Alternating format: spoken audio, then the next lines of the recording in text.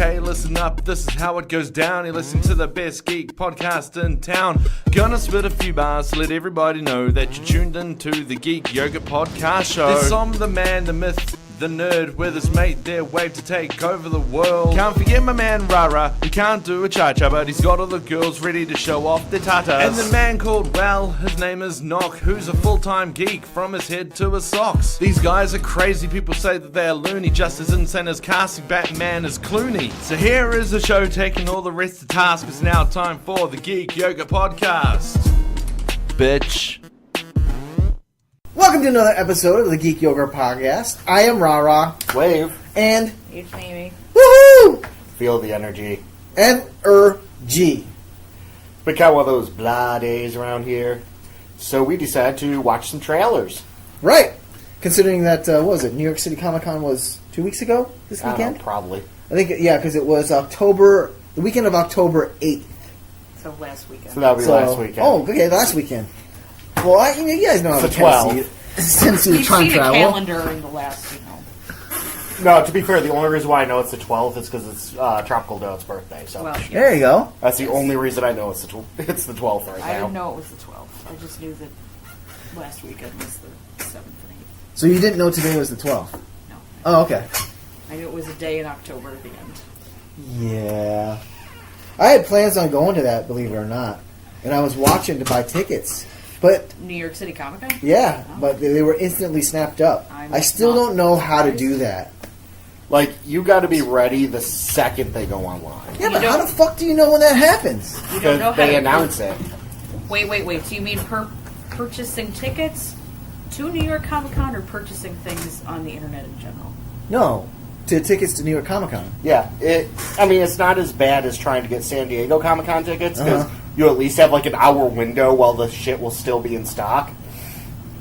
But no, you pretty much have to be ready, like, okay, and they announce it, like, tickets will go on sale will go on sale at 10 a.m. Eastern Standard Time on, Wow, really? yeah, it's like in July when they go on sale. Right, okay. Because I was watching it, and this was like 3 or 4 months ago. I was watching it, right? Mm-hmm. And they didn't come up. Then they were up for like a day, and then I went back to do it, and they were gone. Yeah. The second you see them available, you kind of have to go. That's why a few years back when I went, what wound up happening is, and there were some issues when we got our tickets. This was 2014. Because I guess their servers had some issues with letting people on. Oh. And stuff went on sale later than it was supposed to and all that. And we actually wound up, instead of being able to buy 3-day passes, we had to buy 3 one-day passes. We had to buy a Friday-Saturday pass, or a Saturday-Sunday pass, and and then a Thursday-Friday pass or something like that. Well, I got a question. It was a Friday pass and then a Saturday-Sunday pass. That's what we had to do instead of the 3-day pass. And so we actually wound up spending like $60 more than we really would have needed to if we had been able to get the Friday, Saturday, Sunday pass. Here's a question. I don't really have an idea as to why it's this way, but why is it like a closed venue? Why don't they have like tickets at the door for just that day? They could even be 20%, 25%, 30% more than if you buy them online. But just like to have like walk-in traffic kind of thing. Because with New York Comic-Con and San Diego Comic-Con, by extent, pretty much anything I say related to this goes for San Diego too. The issue that you're running into is you have way too many people already coming. Yeah. It Like, could be a fire code. You're talking there were 10 to 30,000 people already going to this event. You don't have the room to let in more people. That's also why the tickets, there's a limited number of tickets. Instead of just saying, well, yeah, tickets go on sale and you could just buy them however much you want. Right. You really don't have the room for all these people to come in. Oh. Because it just seems to me like that could be something that they could actually make more money on. Like if you sell 50,000 tickets, say, for that weekend, great. All right? Because do people really go to these things from the point it opens, stay all day to the point it closes? I can see a financial motivation to do that. Like, there are a fair amount of people that do, though. Because I can also see people like going in, seeing and getting the things that they want that day, then leaving. Oh, yeah. And then there's that vacancy they can fill with people walking in Right. off the street. But they're already filling that vacancy with other people that have bought tickets. So they overbook? Pretty much. Oh. Like, that all right, seems dumb. have you ever been in the Javits Center? Yeah. That's where New York City ComiCon is held. You've seen how huge the Javits Center Yeah. is, right?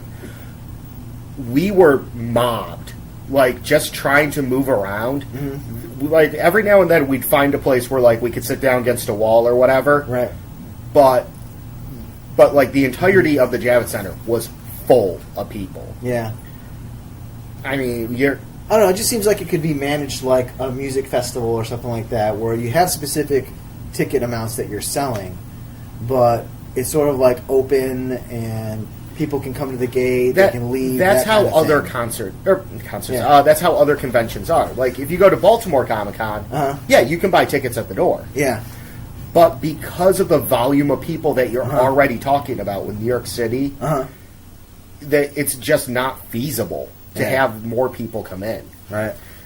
And I mean and it's also weird with some of the bigger conventions. Like, I'm actually a little surprised that Baltimore does just do people off the street, because a lot of times most people that are going to these conventions do a bigger convention. I'm not talking Twin Tiers Comic-Con. Right. You know, or River Run Expo. Like, to something like even Baltimore, where it's people are planning, months ahead. Right. Costumes, looking up guest lists and stuff.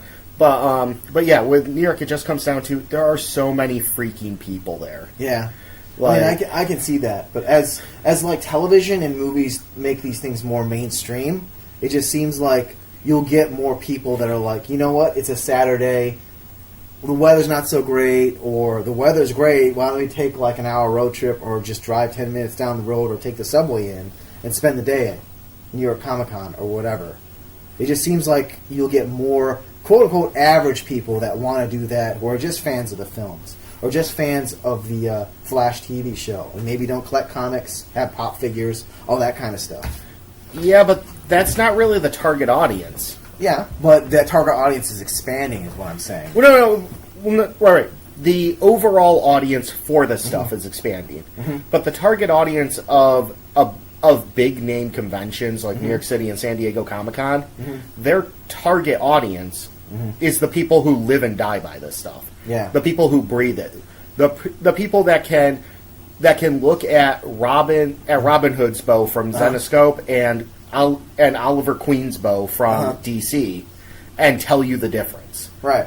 Like, yeah, I know. I understand all that, but it's just like any kind of like sporting event. Like, I went to a Mets game once, but I don't like baseball. But it was something to do for the day. Right. But obviously, they built the stadium for season ticket holders and fans of baseball. Right. But I wasn't one of them.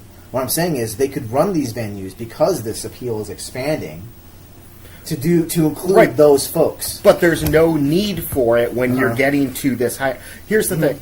Actually, here's the difference. You going to the Mets game is like you going to Baltimore Comic-Con or even like Twin Tiers Comic-Con. Right.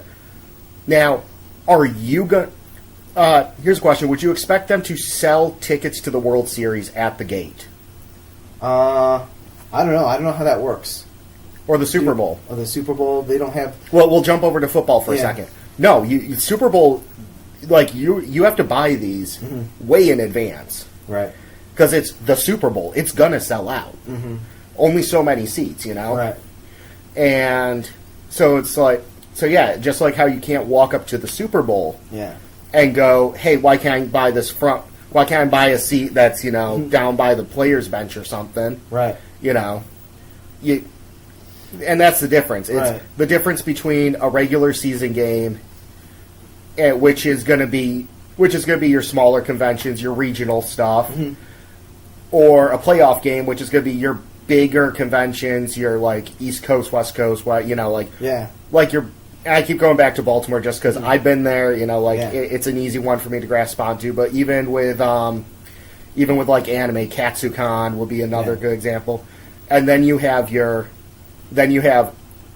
the Super Bowl, which is holy shit, we got tickets to, San Diego, which sells out like that. I mean, nothing. Like, yeah, that's one thing they did not exaggerate on Big Bang Theory with that one. That's a good analogy, Wave. I think I understand that reasoning much more than just like a standard, like going to just a regular season game of the Mets. Yeah. I guess that kind of makes sense.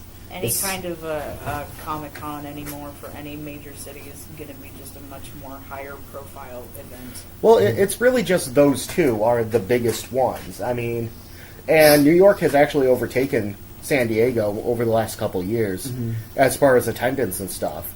And I think a lot of that has just basically come down to San Diego, well, it used to be mostly about comics, has become more of a pop culture multimedia convention. Well, yeah, I mean, yeah, because this is where the movies are coming. This is to announce like all the big stuff.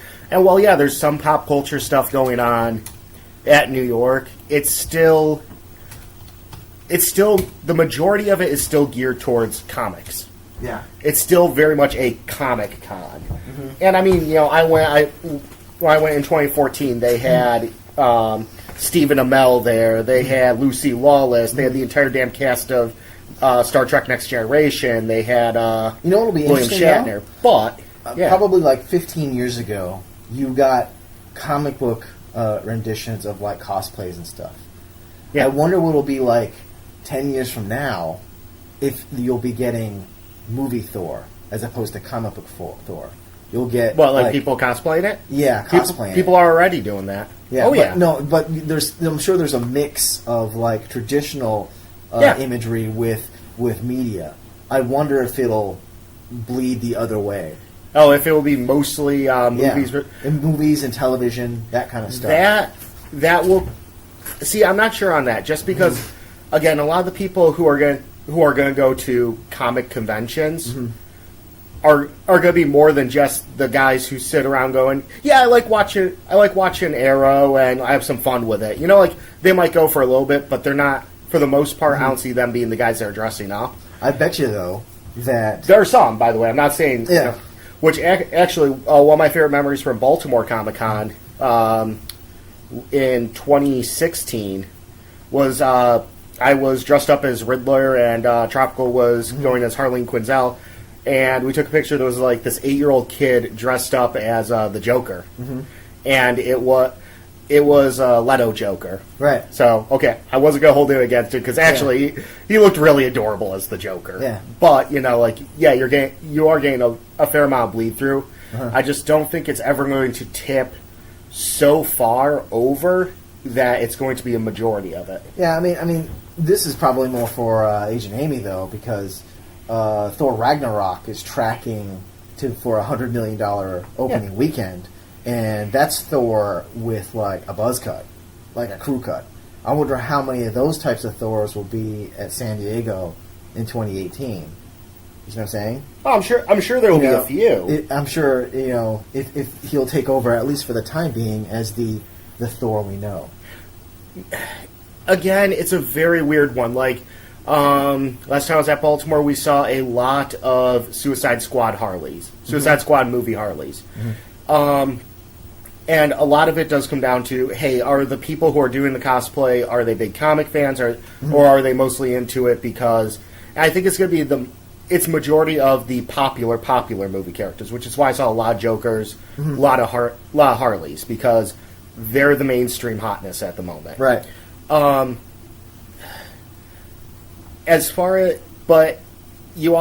there's also a weird balance of, I mean, if we're just saying flat cosplayers, maybe, but if we're saying like actual, like I put a lot of time and energy and love into this costume cosplayer, right?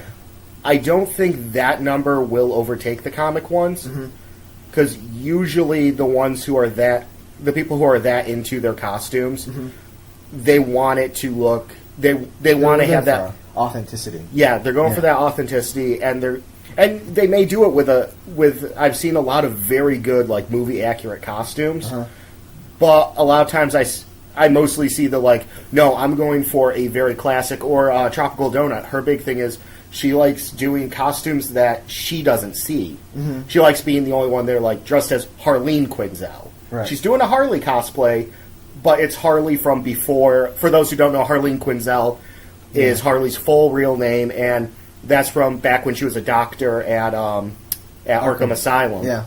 Actually, Amanda Connors has given her a couple compliments on the costume. But, you know, it's that, like, they want that weird, that double take of, wow, your costume's really good, or, wow, I never see that. I ran into a girl cosplaying as Sentry at RoccoCon. God, this was probably about 5 years ago. I felt bad for her. She said I was the only one that recognized it. It's Sentry, come on! You know Sentry from Marvel, right? Yeah, the S and his powers come derived from, like, the sun, or something like that. And cocaine. Okay, there you go. Shh. We don't talk about that part about Bob's history anymore. Oh. But yeah, I mean, and like she had brilliant, very well made, and she had said one of the things is she doesn't see a lot of sentries when she goes out, and I think that that's still what drives your higher end. I spent a while making this. And again, this does not preclude... I have seen a lot of... one of my friends, Rachel, she has a Batman Returns Catwoman cosplay that she does that is so freaking dead on. It is amazing. Like, right down to the Stitches match. Oh. I mean, again, movie version. And it looks great. But yeah. I don't think overall... like the higher quality stuff will overtake. You'll see some cool higher quality cosplays from it. Yeah. But well, like I said, I'm just thinking about the future and the exclusivity of it. I don't know if that'll broaden Eddie or not. But the fact that, you know, that kind of like dovetails right into what we are trying to do here, which is talk about some of the stuff that came out of New York City ComiCon this year. I mean, just to list them off, the big drops were Force Awakens. Yep. No, Last Jedi. Last Jedi, excuse me. Last Jedi, Justice League, and Pac-Rim. Yep. So, I guess, without further ado, we can roll right in. And this will be an interesting little take because you liked Force Awakens. I didn't really like Force Awakens. I liked Batman v Superman. You didn't really like that. But we both loved Wonder Woman. Yeah, we both loved Wonder Woman. And I don't know that Agent Amy has seen those, so she's coming in with no baggage at all. Or Pacific Rim 1. Yeah, so there's no baggage at all coming in here for this one. So this will be an interesting thing because that's another thing, too, that might be good for another podcast. It's like what you know of previous films, your own viewing of recent films. How does that affect, like, new stuff coming out, you know? Well, I'm sure we'll even get a little bit of that in here with these discussions. Yeah, because we always compare stuff like Man of Steel to the Donner films or, you know... Well, I mean, even past that, you know, and we won't get into it, obviously, but, like, you know, I've made comparisons with BVS and Guardians before, you know, even just amongst the superhero genre. Yeah. So I guess, why don't we just jump right into it? Justice League? Justice League? Yeah, we can do that. All right. Easy enough. This is the second trailer, full trailer, titled Heroes. And in it, it's more of an overview as much as it is no longer an introduction. Because the first trailer's been out for, I think, a couple of months now. Oh, yeah. At least since Wonder Woman came out. Yeah, at least since Wonder Woman, which is, a good point. That's working on... That was July. Yeah. This one, to me, feels like an actual trailer. Yeah. Like you said, the first one feels like an introduction. Mm-hmm. This is if you don't really know anything about these, like, maybe you saw BVS, maybe you saw Wonder Woman, but just in case, let's give you a little bit of each of these characters. Right. This feels like your actual, okay, this is why you're going to come see the movie trailer. Right. So in terms of that, I think it does a good job of sort of showing you a little bit more of each of the characters and how they're going to operate within the movie.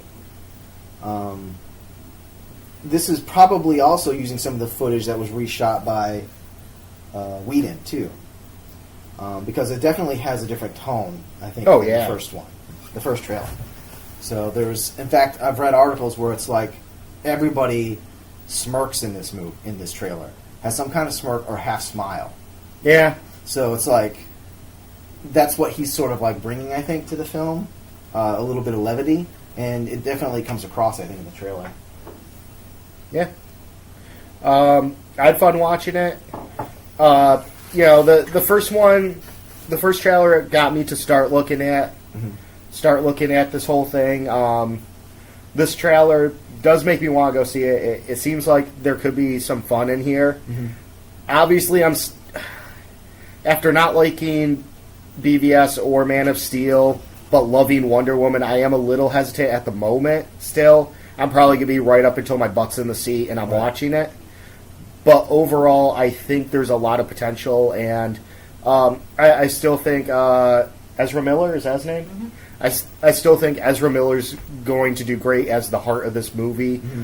Even, he only has one real line in the entire trailer. But still. But that line was just gold. Like, the way he worked with Ben Affleck and Gal Gadot in that just quick scene, it really showcased what he's going to be about. Mm-hmm. I love Jason Momoa, and and I will say I did ask. I did have to check with Ra. There's a shot of Cyborg flying through the air, and I did check. Okay, yeah, I had to ask Ra that. Yeah, he does fly like that when in the comics. It's just the pose kind of got me because it was very Tony Stark. But I do like his little interaction with Aquaman there. Yeah. Was this the first that we've seen Cyborg? I don't remember. Was he in the first trailer? Yeah, he was in the first trailer. Oh. Yeah. He was actually in the teaser trailer, too, that came out, I want to say somewhere around January or February. Just very briefly. Mm-hmm. And then he had lines in the previous trailer. Did he? Yeah. Yes. Yeah, because he gets into the back crawler and says, "I've got it, Alfred." And then he jacks in and sort of takes it over. And Alfred says, who is this? Oh, okay, yeah. So, well, I didn't remember him. Yeah. This trailer, apparently, so my bad. Yeah. So as someone without any kind of preconceived notions of this, what do you think of just the candy trailer? coated way to say don't know jack shit about. Well, no, I mean, because this is real, because there are going to be folks who are going to look at this who haven't either seen either one of those films. Yeah. So it's I don't know how that's possible, but there are going to be folks like that. Gee, So- it's almost as if some people don't obsessivly go to every superhero movie that comes out. Yeah, that's true. I don't understand that at all. But yeah, what do you think? Dirty casuals. Well, you had mentioned Danny Elfman. Is that? Oh, no, that's no, in Force that's Awakens. last. Yeah, That's was- Last Jedi. I keep wanting to call it Force Awakens. We'll get to Yeah. Last Jedi. Force Yeah. Awakens Part 2. Yeah. Yeah, but there's no Hans Zimmer in this. It's all what's his name? See, if Sam were here, he'd know. XL Junkie. It's all XL Junkie. He's doing the soundtrack. So, What'd you think? mm-hmm. Speak up. I don't know. How do mics work? Come on. How does anything No. work?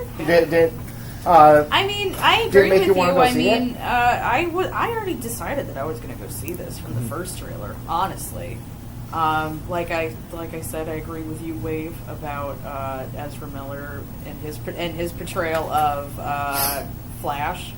I just like him as an actor, but also his little clips from even the first trailer and this one, I'm kind of sold on him already. Mm-hmm. So, and then Gal Gadot just needs to exist for me to go see considering this. she pretty much. looks like she was sculpted out of marble. Yeah. Yes. Holy crap! And with some of the best acting ability of anyone on the scene right Yes. And then throw Jason Momoa in the mix. now. Whoop! Just whooping it up like a party boy. Yep, like a fucking motorcycling fishman. I don't know. Yeah. No, that's a good way to put it. Yeah, motorcycle fishman. That's going to be The good. savage Aquaman. Yep. Yeah. I think he comes across a little bit as he's almost like a man without a country kind of thing. Yeah. Yeah. Especially with drinking the booze and it's standing in the way of the wave and throwing down the bottle from the previous trailer. It almost looks like he's where Batfleck was in BVS. He sort of like just had it. Like maybe he doesn't want to have anything to do with Atlantis. He doesn't want to have anything to do with, the surface world. He just wants to be left alone. Well, yeah. Well, I'm guessing based on BVS and Man of Steel. I'm guessing where they were intending to, and I'm sure they kept this, start him off is probably with the whole trapped in the middle. Because he's always been a man of two worlds. So I'm thinking that they want to kind of isolate him. They're probably going to use the attack on Metropolis from Man of Steel as a way to say, well, his people go, well, Arthur, how come you didn't attack the surface world when we were under attack? Because of Zod's machine there. Yeah.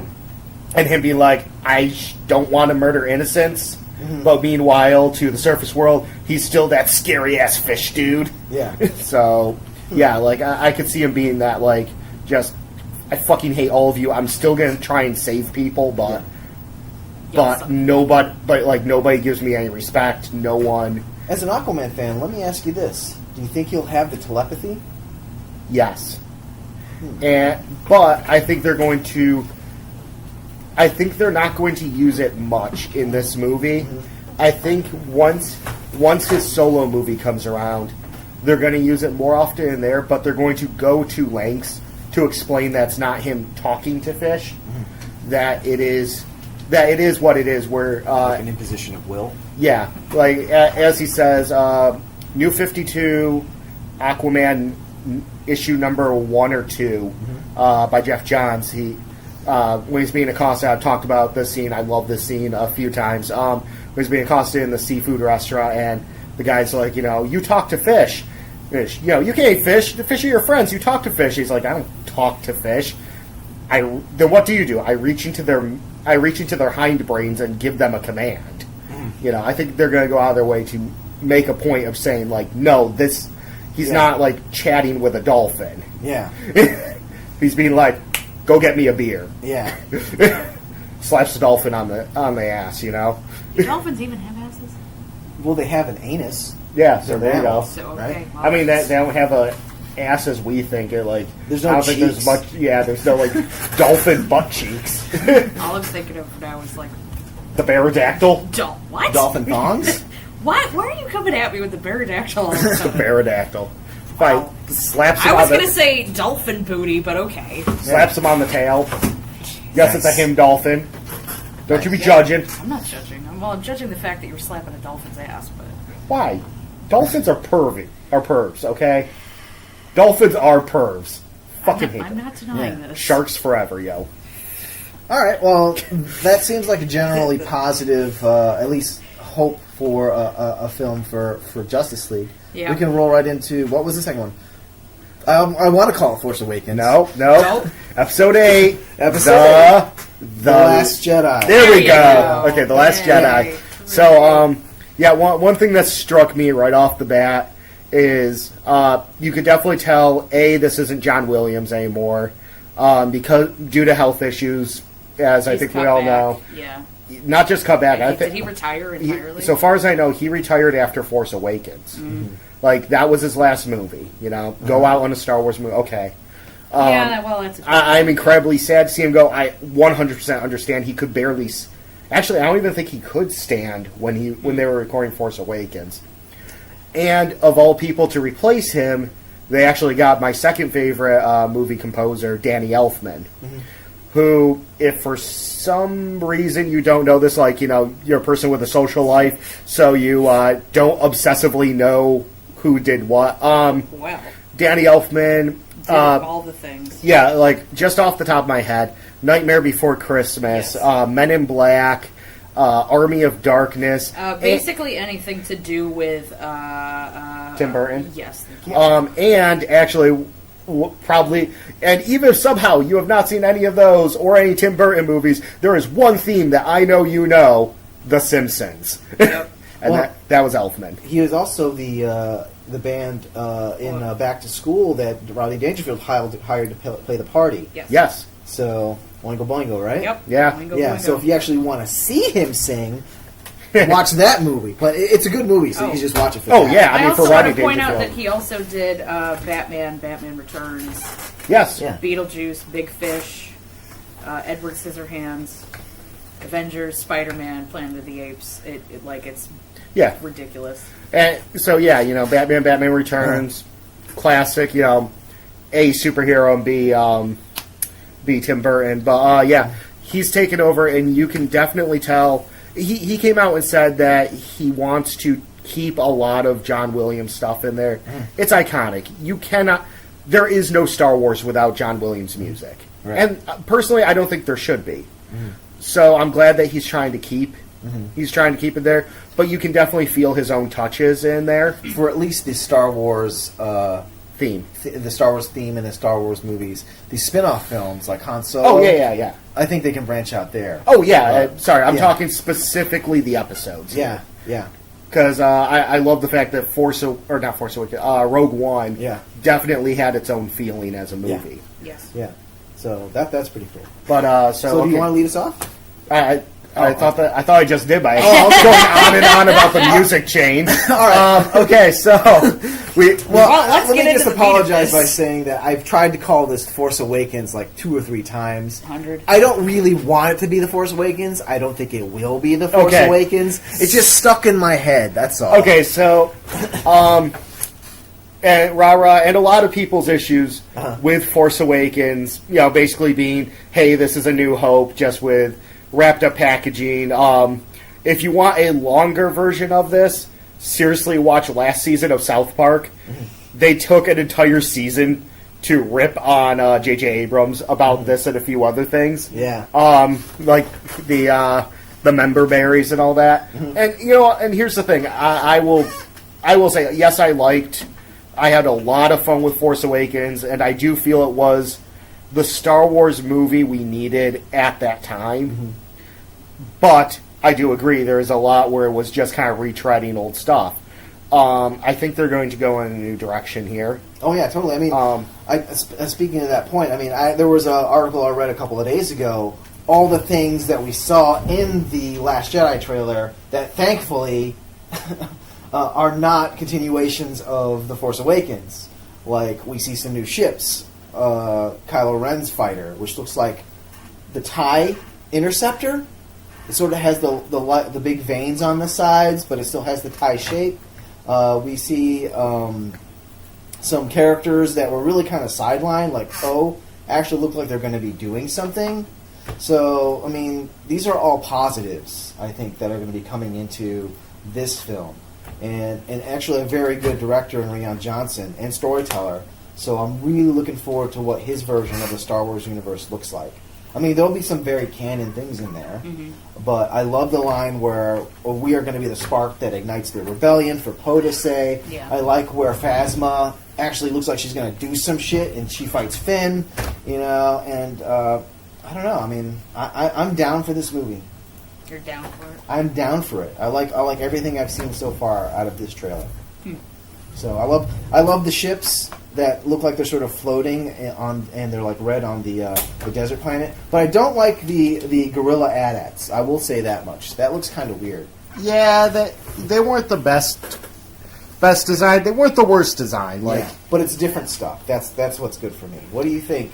With no baggage, haven't seen The Force Awakens. Agent Amy, go. Jeez. Okay. What? the little flipper thing. What's it called? A Porgo? Porgo. Something like that? Yeah, I have seen, first of all, Porgo looks super freaking cute, and I don't care what anybody says. But I have seen that people are really annoyed at Porgo already. Yeah. That's because people jump on anything new and cutesy. Star Wars is Star Wars, Star Trek, 40K, like there's so many usually sci-fi properties where the second you put anything like cutesy and fun in it, oh my god, there are people that lose their shit because they've somehow decided that you can't have Cute things can't exist in the same universe. as like lightsabers or Vulcans. Well, here's my point of view on that, is that it just screams overtly to me marketing and toys. That's it. Like, BB-8 was novel, but he was supposed to replace R2D2 in the amount of toys that they were going to sell to kids. Well, yeah. And then this thing kind of reminds me of that very same thing for this movie. Yeah, it's the new Yeah, cute but thing. I mean, by that... I by that half agree with you, and I half agree with him. Yeah. You see, when I get to that, I just kind of see it as the same reason why I don't bitch every time they redesign the Batmobile for a movie. You know, it's like, okay, we got a new Batmobile in BVS. It looks pretty cool. But even if it didn't, I'm not going to bitch about its existence. Yeah, it's designed to sell a new Batmobile car. Because you know what? If it looks the exact same as Adam West's, well, why do I need to buy more than one? Well, I'm not saying that that's not the case. What I'm saying is that whether you believe him or not, and I don't believe him because I agree with you that it's completely to sell toys, they can sort of say, well, you know, we just changed up the design, and sure, there'll be toys about it, but okay, let's just make some money off of that. Whereas I don't think there's anything they can say about this new creature other than we started with a concept to sell toys. It looks decent, so we put it in the movie. I think I don't think they can. There's nothing redeeming beyond that. I think for this creature. Comic relief. Yeah, that's just my point of view. Yeah. I think both are definitely in there, Batmobile and this creature, to sell. Or toys. hell, we can even say the new starships. Yeah, the new ships. You know. You design a new TIE fighter. Well, I want 5 of them now for my for a diorama, you know, right. And it's really in there to sell toys because why not just have the old Imperial TIE fighter again? Like even Force Awakens slapped a coat of black paint on the thing so that wasn't the standard blue, so you'd have to buy a new one. Right. You know, why change up the Stormtrooper armor? Because you need new. And that's the thing. And I agree. This is very much. In here, they knew that they wanted something cute to market to younger kids and all that. But to get so pissed off that it exists, especially when you don't know what's role in the movie is, and you know what? It could be this cute, fun thing. But it could also be a plot device also. Well, not exactly a plot device, but it could be integral to the plot itself. I mean, I don't know how Sam finds this shit out, but apparently, they are creatures that are part of the story. Like, they sort of bonded with, I don't know if you know this, they sort of bonded with Luke because he spent so much time on that fucking island. That's kind of They're cool. almost like protectors. Guard That's dogs. cool. And they don't like Rey. Oh. Even though she's there training with him. Huh. So it's sort of like that dog that somebody has with him where it doesn't bark at everybody, but it barks at that person. Yeah. And the other reason why, especially hearing that, why I'm going to say that a lot of this outrage is bullshit. Because if this thing looked like a xenomorph, I need a good reference here, so I'm going to say xenomorph. If it looked like a xenomorph, none of these people will be bitching. If it was like a xenomorph that like half the size of a Doberman, like so just a tiny little like insectoid, like snarling, like cool, badass looking creature, these people won't be bitching. Because, dude, look at that cool thing, like, oh my god. Because a lot of the bitching just comes from, how come you got all your cutesy little bullshit into my Star Wars? Yeah. Because they want it, because these are the type of people that can't take it seriously unless everything is so grim, dark, and serious. Yeah. These are the same people that bitched about Star Trek becoming an action movie. When J.J. Abrams rebooted that in the movies, that's like, did you watch the original series? Yeah. Or the people who complain whenever something cutesy shows up in Star Trek. It's like, excuse me, Tribbles. Tribbles. First off, most famous one. I'm going to go with a different one though. There's literally an episode. I know everyone here knows this. Yes. Where there's a creature that is just just a dog with a fucking party cone painted like a horn on its head. That is it. That is my favorite one too. You can look it up online. There are pictures of Spock holding it in the episode. It's just a fucking dog with a horn. That's it. That's it. But it's like it's like these are and look back. Hell, even the bitching about like going way back. Because this has always been a thing, bitchy about the Ewoks. Yeah. Oh, the Ewoks are too cute. We can't have these cute little things. They're fucking cannibals that rip people apart. I mean, come on, first off. Yes. But it's like, you know what? If you're going to tell me that nothing in this galaxy ever evolved to look ever evolved to a point where like it became adorable to humans, then I'm gonna ask you to go back and look at science, baby seals. Yep. Freaking adorable. Puppies, kittens, like, there's all this stuff. And this is natural world. Yeah. You're saying that you can't believe the fantasy unless everything looks like it can murder you? Have you looked at ecosystems and how they work? Yeah. You gotta have some herbivores here, people. Every plant, animal, and insect can't be out to murder you unless you're in a 40k death world. Yeah. And even then, the Catachad devil, purrs if you pet it right. Okay. So that's Wade's rant. Sorry. On that. That's all right. So, do you have any other thoughts on the trailer, Agent? Okay. Before everybody flays me for asking this question, Go ahead. give me a percentage. How much was Luke Skywalker actually in Force Awakens? 30 seconds.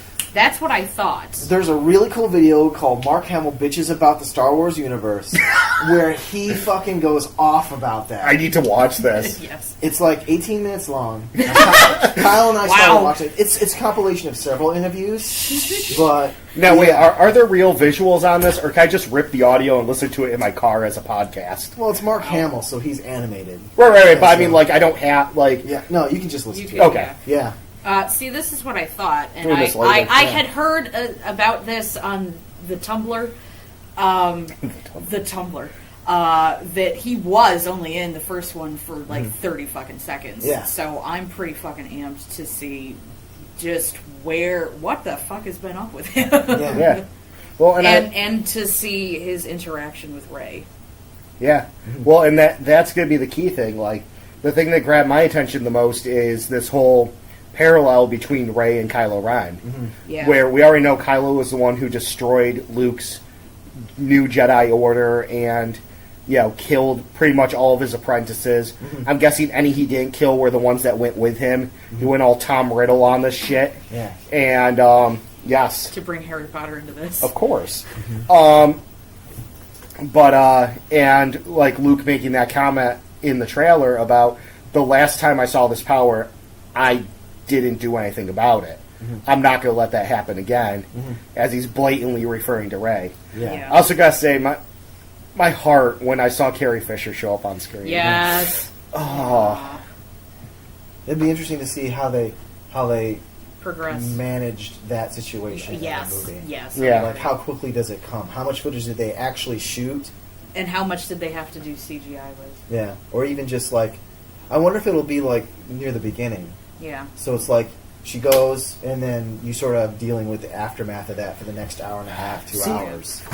See, because of in the trailer, and I don't think that this was cut. I think that these scenes do happen together instead of one of those hack jobs where they make you think that something's going to happen one way, but it's because they took scenes from two different parts of the movie and just Pose them together. Thank you. Like the fact, like Kylo bearing down on it as they're showing Kylo, like very much hesitating to pull the trigger, and Leia, and all that. And I think that that's going to be mid-movie. I feel that that's going to be the big turning point for his character. Now, from what I heard originally before she passed, this was Leia was going to fall into a coma in this episode. In this movie. Yeah. It's an episode. It's episode 8. It's an episode. In this movie. And then episode 9, she fought hard for this too. Episode 9 was supposed to be a Leia-centric story. We can't have that now, but because they had already planned to send her into a coma, it's not hard to basically do a reverse of what the G.I. Joe movie did. The G.I. Joe animated movie. Yeah. Amy's giving me the look. Okay, real quick on this.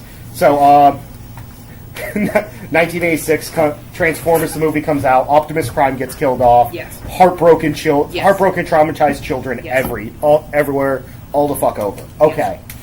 So, G.I. Joe the movie comes out. They don't give it a theater release. And part of it was Duke died. He got fucking impaled through the chest. Like, you actually saw blood. First time in the G.I. Joe series. You saw blood on the screen. You got impaled in the chest with a snake thrown by Serpentor. And they added in 2 bits of dialogue in post because of the outcry with Optimus Prime's death and like angry parents being like, "You traumatized my kids," and all that. One being, well, you can see no one's mouth. It's a close-up of Duke's face while like Scarlet's holding him. And you hear Scarlet's voice say that he's fallen into a coma. First off, bitch, it's been 5 seconds and you're not a medical professional. Yeah. And then at the very end of the movie, while everyone's celebrating that they won and saved the planet, there's one guy on comm and they just added a voice. Again, you see no one's lips move. Yeah, a voice, "Hey, the doc just called. Duke's okay." But then they immediately go to a shot of Scarlet and Duke's little brother and Lieutenant Falcon. And Lieutenant Falcon looking up at the stars going, "Thanks, big brother. Thanks for this." Oh. If he's not dead, that means nothing, Yeah. Like, they obviously added into post because Optimus Prime, yada yada yada. Yeah. So this would be a reverse of that. All that. Instead of he fell into a coma, it's no, she died. yeah. Yeah. Yeah. Haha. Well, now that we've had that little history lesson. Yes. Yeah, I mean, there's no other way that they can deal with that. I mean, Carrie Fit. There's no and it would be cheap to try to do another film Without acknowledging it, and to try to make it entirely CGI. Like they can't do a Leia-centric episode. I mean, as much as I liked the Rogue One scenes where they did that with Grand Moff Tarkin, I think Leia's looked a little bit more plastic than his. Yeah. Well, So, and people still bitch about, like, I still see people bitching about the CGI on Grand Moff Tarkin. Yeah. Saying that it was so obvious and they ruined Star Wars with it. It's like, It was jarring to me when I was watching it, though. I think it's because he's probably in a lot of dark scenes, whereas the Leia one, it's like she's in a fucking Yeah. white room and all that shit, and the light just looks not quite right. Yeah. But it was enough. Yeah. in a white room with black curtains That is by the correct. station. Mm-hmm. I do know. I know. Okay. I know. Eric Clapton. I'm aware. Thank Okay. Well, it seems like we're all in agreement that was probably going to be a good one. I'm seriously looking forward to it. Yeah. So. you. Oh, Last Jedi. Yes. Yeah. Yes. I'm not looking forward to J.J. Abrams returning for the last episode. Yeah. He's a shit better than Colin Trevorrow, in my opinion. But now we can go right into the last thing that we listed off, which was the Go Pac-Man 2. Jaeger Rangers. Exactly. Go Jaeger Rangers. And even more of a like an unknown there. Yeah. Just as a quick recap, Del Toro really has nothing really to do with this. Nope. So it's like, and that was my big hook for the first movie. I mean, I was Was looking Del for, Toro directing? Yeah, he was, Yeah. and they were releasing shots and footage like a year and a half, 2 years before that movie came out. Yeah. It's So been you got to see like the suits, the Jaegers, all that kind of Oh, shit. to get you really amped up for it. Yeah. But I mean, the cast list was another thing that really drew me in with the last one. I mean, Idris Elba, Ron Perlman. I love Ron Perlman. Owen from Right. Torchwood. No, I do not remember his real name. He is always Owen to me. Charlie Day. Yep. Yeah. Yeah. I want to get this out. It's just very jarring to me, having seen as much of It's Always Sunny in Philadelphia as I have, seeing him clean shaven and also looking like he had a bath in the last month, because that's not his character. Well, that's part of the thing too with why Del Toro is one of my favorite, if not my favorite director. It's because even if the story is not quite there, like with Crimson Peak, your visuals are going to be awesome. Yes. And for a movie like this, Oh, can we stay in the post office? That would be ever so great. I mean, he's getting great feedback from The Shape of Water, which is coming out in December. I mean, but with this movie, which he doesn't really have much to do with it, I'm a little bit iffy on it. When is Pac Rim 2 coming out? I keep asking this every time we talk about 2018. Pac Rim. They'll probably slide it around depending on what else comes out around it, but it's not till next year. And maybe I was going to say maybe possibly depending on Shape of Water, but if Del Toro's not directing, never mind. Yeah. Well, also, I gotta say, and again, this has literally nothing to do with John Boyega himself. I love him. He's a fun actor. He's a great actor. I like him as a person. He's a good person. So, this has my following comments have nothing to do with it against him. I do not like the fact that he's supposed to be Stalker Pentecost son. Mm-hmm. I do not like this for the reason of there was no mention of him having a son in the first one. Yeah. And I could get the whole, like, oh, well, we just didn't hear about it. Like, okay, fine. Except for the fact that Mako exists. Right. That Mako Mori exists, and they worked so hard to do the father-daughter. Yeah. Like, relationship between them. That, she's the adopted kid. He treats her as his own. And I don't know if the rumors I've heard, and some of these I heard from Sam, so they could be true. Or maybe they rewrote this, whatever. But I heard rumors that's actually going to be a sore spot with Boyega's character. That like Mako was the favorite, and he wasn't, and like that she was there when Dad died, but he wasn't. Yeah. I don't feel that that's a drama that needs to happen, right? And it just feels very forced. That's what it is with this movie, and that's what I think I'm having trouble jumping on. It's like it seems like a lot of the stuff is just put in there because it's forced and because it'll make it cool. Yeah. Like the Gypsy Danger remake now has 2 turbines on it and 2 swords. Okay, and they 2 glow. swords is cool. And they glow. Didn't the other sword glow? No. Oh, okay. They're actually chain swords in this one. No, they were chain swords. Oh, like blades. chain swords. Yeah. It was a segmented blade before. Yeah. And now we have 5 Jaegers instead of like 3. We had like 4 or 5 in the last one. The problem is they never all fought at the same time. I cannot remember Chernobyl and the Russian one. Yeah, well, it's something Chernobyl. Yeah. I don't remember. I know Chernobyl's part of it, but Chernobyl, Crimson Dynamo, Striker Eureka. Coyote Tango and Gypsy Danger 5. But see, I actually do like the fact that we are seeing multiple of them, and it looks like they get to hold their own for once. Yeah.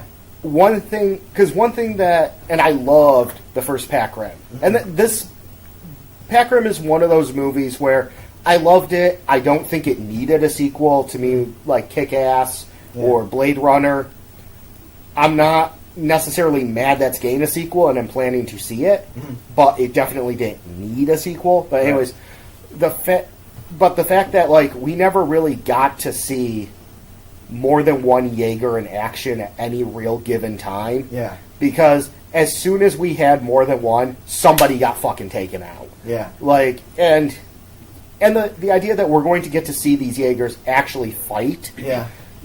As opposed to Chernobyl and Crimson Dynamo, like they got all of 5 minutes of fight, and then were taken out just to show how badass Knifehead and Leatherback were. Yeah, was it Knifehead? Anyways, those 2 kaiju were. The Knifehead's the one that took out Gypsy Danger in the beginning. Oh, okay. I can't remember what the other one was. Leatherback's Slattern was the one at the end. Was the level 7.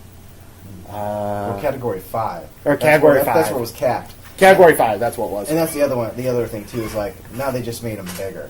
I mean, that's kind of weird. Yes and no. With the mythology set up in the first one, that's kind of what happens because they all have a hive, almost have a hive mind. Whenever something doesn't work, whatever's sending the things over adapts. So now, which is why all of a sudden a Category 5 exists, and everyone's like, "Holy shit, that shouldn't be possible." Well, whatever creates these things learned. Right. So it'll be fun. Hopefully it's as fun a movie. Yeah. As the first one. That's really what I'm hoping for. I hope it doesn't try and promise anything more than just robots punching monsters. Right. That's all the first one promised. That's all it needed to promise. Right. And that's all this one needs to do too. It shouldn't try and get all artsy on it. And, no, we need to have a big statement about, military spending waste. No, just give me a fun movie. Right. No.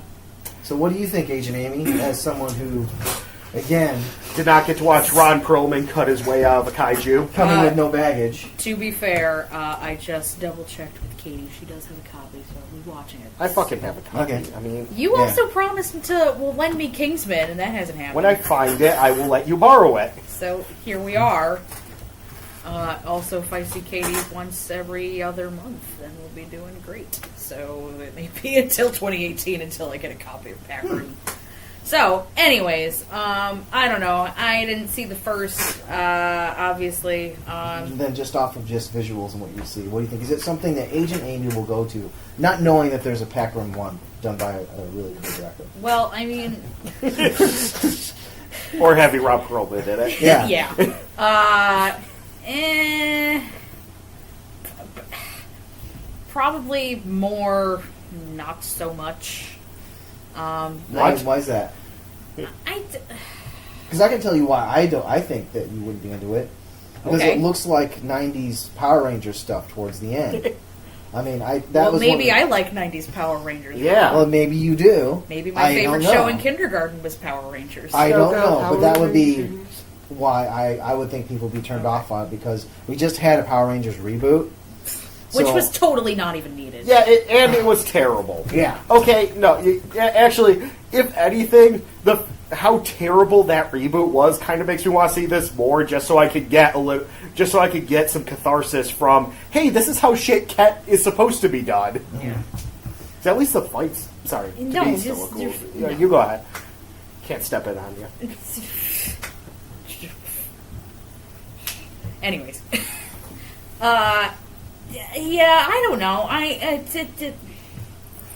Shrug? Shrug. I don't know. I don't know if I'm going to see this one. Welcome to Shrub City, Raw. Yep. You You like John Boyega. I do like John Boyega. And Charlie Day. Eh. Really? Charlie Day's... You, freaked out when you found out he was in this movie. Yeah. Yeah, alright, fair enough. Yeah.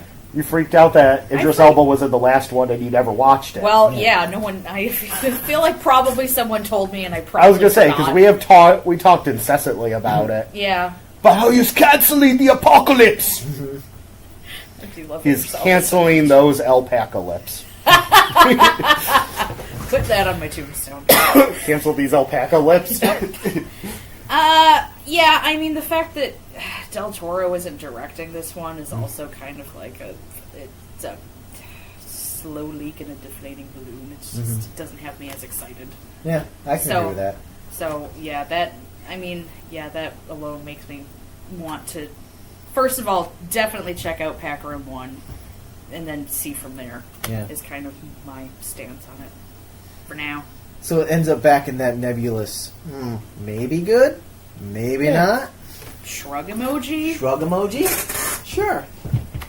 Well, I mean, this one, we really kind of went off a little bit. Yeah, we did. We were planning to do this as a segment and then pop this up with a later recording, but I think we just did a full episode here. Yeah, I think we did too. Okay, and my random rants probably didn't help anything.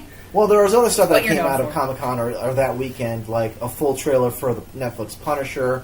We're definitely not done talking about Comic-Con stuff. God. So we'll have to maybe touch on that Do stuff. a part 2, if you will. Part 2. I like that. Yeah. Episode duh. Yeah. All right. So, as we might be getting interrupted at any moment now Yes. by a little babbling baby. Yeah, or even just like a little guy running around. I don't know. I don't know that. We should wrap this up, I guess. Yes. Any final thoughts in the last 30 seconds? I was I excited have some about what I movies saw. to go see. Pick one. Yeah. You have some I movies to go see. have some movies to go see and see before, and then go see at least 2 of the 3 that we talked about. Yeah. I was excited what came out of Comic-Con this year. Yeah. I was actually kind of feeling let down by some of the recent things, but I'm really kind of jazzed for what's coming up. I am a Jaeger pilot, like my father before me. There you go. I wanted to find... I was actually deep in thought, attempting to find a way to throw Justice League into that, but, I got Star Wars and Pac Rim combined, okay? Yeah. I think that's enough. Yeah. I think it's going to be a busy holiday season for movies for us. It'll be interesting. Yeah. Who knows? Well, all right. I guess that'll do it for this episode of the Geek Yoga podcast. Shout out to the Nerd Podcast Mafia and Potter Family. Potter and Family. There you go. And find us on Podbean if you don't already know that. Let's hear. Hit us up on Twitter. And random plug for the week, check out Star Power Comic. It's a really fun superhero webcomic. And the writer of it used to write Dominic Deegan, Oracle for Hire, which I'm currently rereading. That's why I'm doing this plug, because I love Dominic Deegan, Oracle for Hire. So also check out that website and reread through that. That comic is completely finished, but that ran daily for like 10 years. Maybe a little less than 10 years. That's a lot of reading. Yeah. So go check out Star Power Comic. You'll have a lot of fun, trust me. And Dominic Deegan. All right. I guess that'll do it. Yep. So for the Geek Yoga Podcast, I'm Rara. Wave. And Agent Amy. Woohoo! Good night.